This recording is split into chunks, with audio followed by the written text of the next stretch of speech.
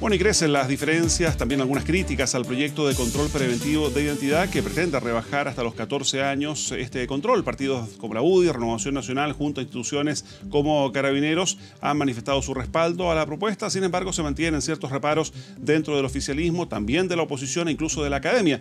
Queremos conversar con ello y para ello nos acompaña Saba Chaguán, ex fiscal nacional y socio de defensavíctimas.cl. Abogado, gracias por estar con nosotros. Muy buen día. Gracias por la invitación. Bueno, desde su experiencia hoy en defensavíctimas.cl, también como ex fiscal nacional, en términos generales, ya vamos a ir a lo particular. ¿Qué le parece esta iniciativa? Bueno, yo no dudo de la buena intención de la iniciativa.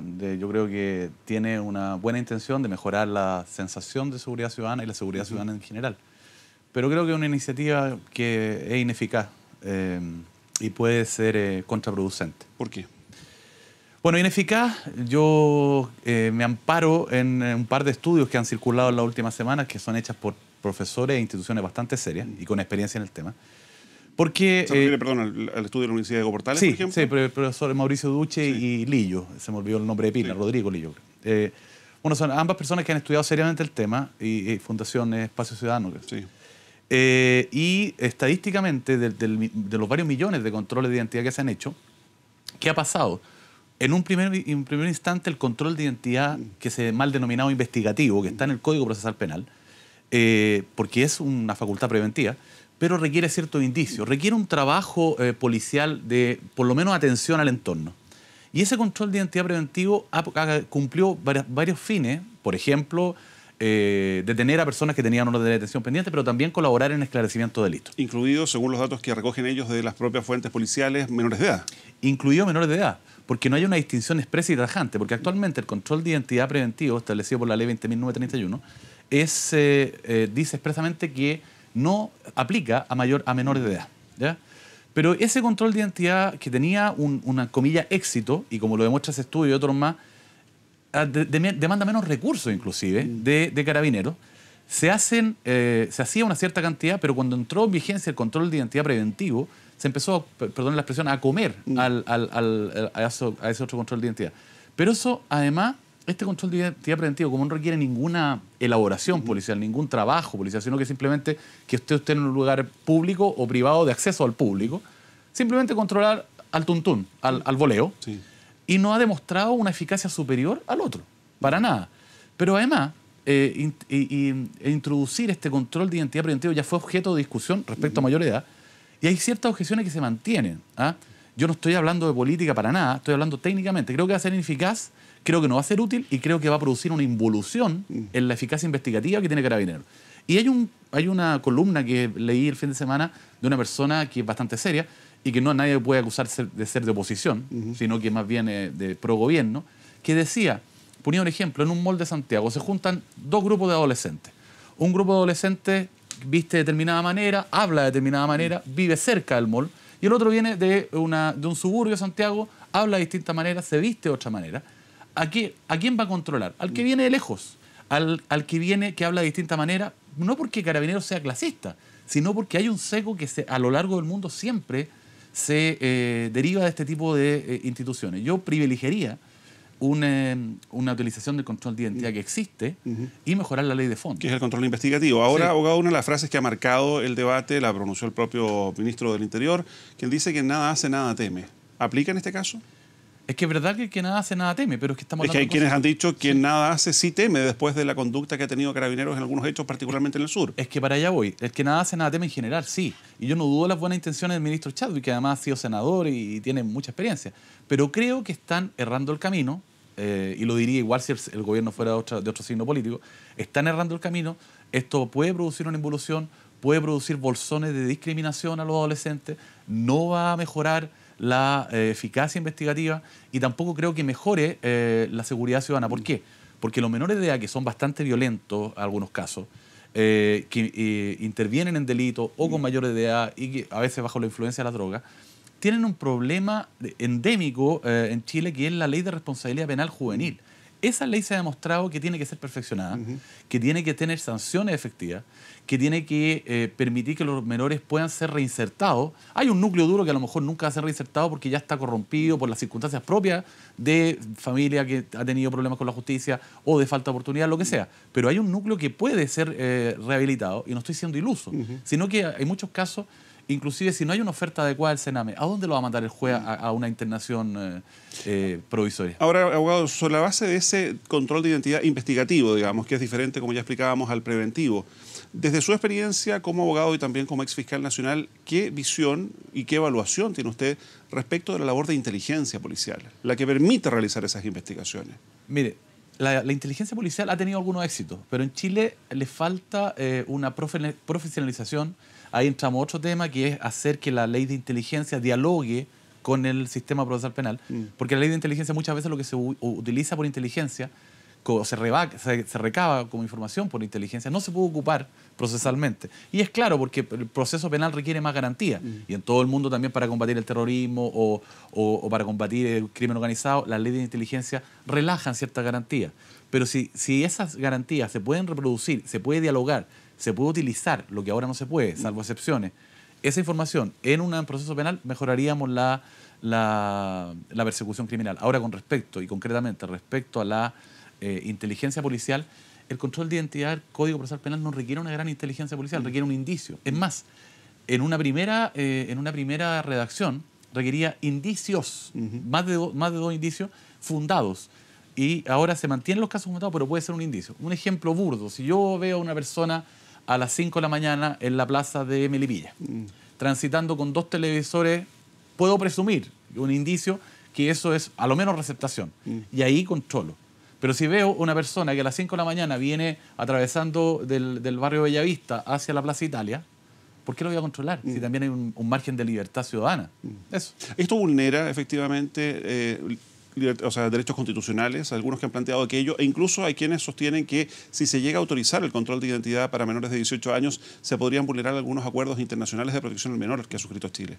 Sí, algunos han sostenido que va en pugna con la Convención de Derechos del Niño, sí.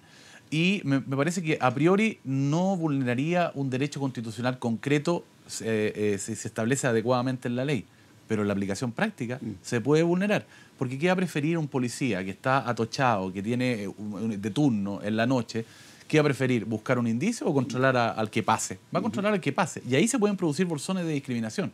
¿Por qué? Porque los delincuentes más avesados van a tener cuidado de pasar por ahí, o se van a vestir exprofeso de una manera determinada, no van a andar hablando a voz en cuello, no van a llamar la atención, y se va a controlar al que no tiene nada que hacer. Yo sé que el que nada hace, nada teme, pero en estos casos, el que nada hace puede temer una discriminación en la aplicación. Y respecto de entregarle más atribuciones a la policía, también lo conversaba, por ejemplo, con el anterior presidente de la Comisión de Constitución del Senado, el senador Huenchumilla, que era crítico, evidentemente, respecto del actuar reciente de Carabineros, particularmente con lo que ocurrió en el caso Catrillanca en la Araucanía, y él decía, antes de entregar más atribuciones a Carabineros, hay que ver qué es lo que están haciendo y cómo lo están haciendo. Me parece una opinión razonable, porque desde que empezó el nuevo sistema procesal penal, el año 2000, en 2 regiones y paulatinamente en Chile, se han ido paulatinamente, pero consistentemente, dándole más y más facultad a la policía. Lo cual no es por sí solo malo, pero ya se le ha dado un cúmulo de facultades y no ha habido un análisis serio y un estudio bien documentado a lo largo de todo el tiempo que diga cómo se están ocupando en la práctica esas facultades. Porque también produce un relajo en la parte investigativa que haya muchas facultades para desarrollar diligencias sin ningún control. Ahora, es cierto también que las policías reclamaban que no había acceso a los fiscales de turno, pero eso es problema de coordinación. Y los fiscales, la Fiscalía, por lo menos hasta hace 3 años, se implementaron sistemas de grabación, fiscalías de flagrancia, para tener una labor coordinada y rápida. ¿Qué pasa? Chile planteó una copia del sistema procesal alemán, de la ordenanza procesal alemana, y claro, el fiscal tiene que ser un coordinador jurídico, un orientador jurídico, sin perjuicio de hacer diligencias en estos casos, ¿no?, como tomar declaración, pero debe privilegiarse la coordinación y también la capacitación conjunta de policías y fiscales. Viceversa, que los policías, tanto policía de investigación como carabineros, puedan hacer algunos cursos a los fiscales como alumnos, Y viceversa, porque por ejemplo en la Academia de la Policía de Investigación hay un par de fiscales y en Carabineros hasta hace 2 o 3 años no había ninguno. Por último, para que haya una coordinación. Entonces, y otro tema que también el primer gobierno, el presidente Piñera también enfatizó, hubo una comisión que presidió ese entonces también el ministro del Interior Chadwick, de mejorar los indicadores. Se intentó en su momento, cuando estaba el ministro Chadwick, en el primer gobierno del presidente Piñera, hacer una especie de sistema táctico de operativo, pero referido al cumplimiento de las instrucciones de los fiscales. Empezó con un plan piloto de la Araucanía y se extendió a varias regiones. Ignoro, parece que no continuó. Y eso mejoraba la eficiencia, porque si un fiscal le da una instrucción, oiga, empadrone testigo, y después de 60 días no se ha hecho, eso es un déficit. Y viceversa. El policía le podía decir, oiga, su instrucción no sirve para nada. En esa misma lógica, ¿cómo evalúa el rol del Ministerio Público? Yo sé que usted como ex fiscal nacional no es dado, digamos, a estar evaluando lo que está ocurriendo con la repartición que usted dirigió, pero se lo planteo y disculpe que lo haga personal. Como víctima de la delincuencia hace un año, ocurre que el caso no se ha archivado, sigue abierto, pero sin ningún resultado.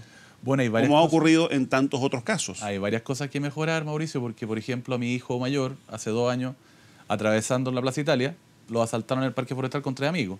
Fueron a un retén policial transitorio que hay en Plaza Italia y les dijo el carabinero, ¿qué les pasó? No, nos robaron los celulares, pero nos devolvieron los documentos porque se los pedimos. Ah, y plata, sí, qué sé yo, 20.000 pesos entre todos. ¿Y va a hacer la denuncia? ¿Para qué hacer la denuncia? Si no vaya a utilizarlo, no vaya... O sea, ahí es Carabineros que desincentiva la denuncia. En ese caso concreto, y me consta, porque le creo absolutamente a mi hijo y a sus amigos, no les quiso recibir la denuncia. Y mi hijo se quedó bien callado, ¿no? Porque si me decía el apellido podía haber alguna reacción, se quedó bien callado. Bueno, no me tomaron la denuncia y se fue. Ya, pero ahí ¿dónde está la falla? O sea, ahí es Carabineros, es Fiscalía, claro, de los tres, de todos. Fiscalía, Ministerio Público, inclusive algunas veces las decisiones judiciales pueden ser cuestionadas. ¿Qué pasa? El sistema tiene un gran déficit, lo ha tenido desde hace mucho tiempo, en el esclarecimiento de delitos contra la propiedad.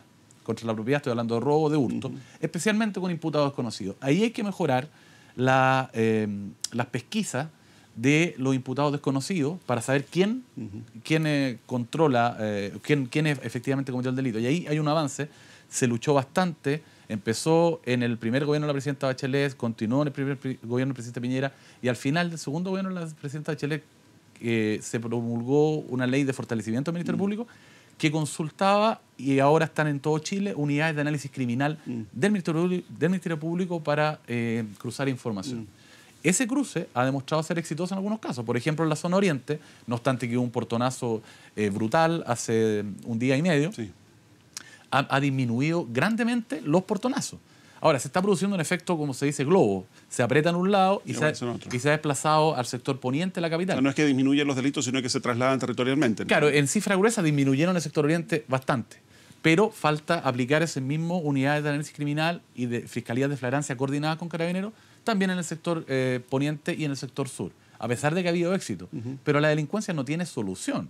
Se puede mantener en márgenes estrechos y aumentar la sensación de seguridad ciudadana. Lo que hay que mejorar son las leyes de fondo también. Insisto, la ley de responsabilidad penal adolescente y su sistema de sanciones y las instituciones a las cuales se van a derivar a los adolescentes está en crisis hace rato. En este debate, y partíamos hablando de este estudio de la Universidad Diego Portales, la ministra vocero de Gobierno esta semana ha señalado que a veces los estudios académicos, o los académicos en particular, no tienen la misma sensibilidad que la gente en la calle, y que el gobierno debe legislar también escuchando a la gente. Bueno, yo no me voy a meter en política, pero es un poco peligroso lo que dice la ministra vocera, porque yo creo que una ley que proponga castrar a los violadores reincidentes podría tener apoyo ciudadano, o puede ser una ley tipo la charia musulmana en algunos países que son bastante fundamentalistas, cortarle la mano al ladrón reincidente. Hay cosas que pueden ser populares, o la pena de muerte, que Chile está obligado por tratados internacionales. Yo creo que hay que legislar técnicamente con estudios científicos, con estudios... Y aquí los científicos del derecho unánimemente están opinando que no es bueno. Y se trata de personas serias que tienen una trayectoria. Entonces, yo no estoy metiéndome en política, pero creo que entiendo lo que trata de decir la ministra, me imagino, que todos los gobiernos tienen que preocuparse del sentir ciudadano. Por algo lo eligen y por algo votan por ellos. Pero, por otro lado, hacer tabla rasa con estudios que son serios y personas que son serias. Por ejemplo, el profesor Duche fue secretario de la comisión que estuvo redactando el código en la década de los 90. No me ha aparecido. Yo lo conozco, a su equipo... Y participó incluso el año pasado de la comisión que convocó el gobierno en materia de seguridad ciudadana. Ha participado, entonces no creo que se pueda desestimar sin más. Y además hay voces bastante sensatas del propio sector que representa la vocera de gobierno, que están en contra del control, de este control indiscriminado, porque va a ser más indiscriminado que el actual, a los menores de edad. Yo no estoy hablando de política, estoy hablando de técnica. Creo que va a ser ineficaz, creo que puede producir una involución en la estrategia investigativa de los carabineros. Y por último, la lógica de que quien nada hace, nada teme, uno podría terminar levantando el secreto bancario, por ejemplo. Bueno, levantémoslo para todos y levantémoslo al lado activo. Ni un problema. Si yo tengo dinero, tendré que explicar, si es que me están investigando, no vamos a levantarlo en la Plaza Italia. Pero yo sería partidario de levantar el secreto bancario.